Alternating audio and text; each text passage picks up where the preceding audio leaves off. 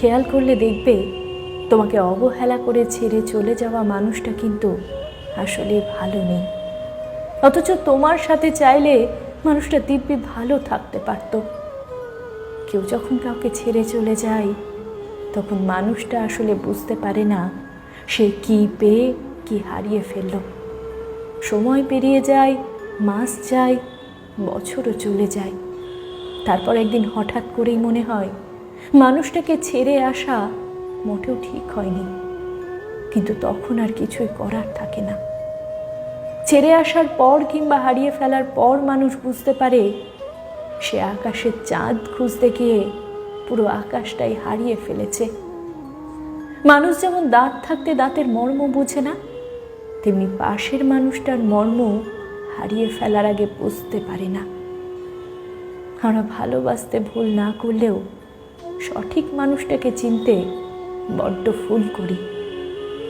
নতুন কারোর মায়ায় পড়ে কিংবা আকৃষ্টতায় ডুবে গিয়ে পাশের মানুষটাকে ভালোবাসতে ভুলে যাই, অবহেলা শুরু করে দিই, অথচ মানুষটা অবহেলা পাওয়ার যোগ্যই ছিল না। অনেকেই কাছের মানুষটাকে ছেড়ে নতুন কারোর হাত ধরে ভালো থাকার জন্য, অথচ কিছুদিন পর বুঝতে পারে ভালো তার সাথেই ছিল যাকে সে ছেড়ে এসেছে। পুরনো কাউকে ভুলে গিয়ে নতুন কাউকে নিয়ে সাময়িক আনন্দ পাওয়া গেলেও সারা জীবন ভালো থাকা যায় না।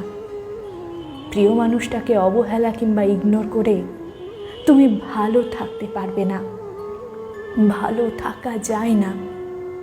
একটা সময় তোমার এই অবহেলা কিংবা ইগনোরই অন্য কারোর মাধ্যমে ঘুরে ফিরে ঠিক তোমার কাছেই ফিরে আসবে।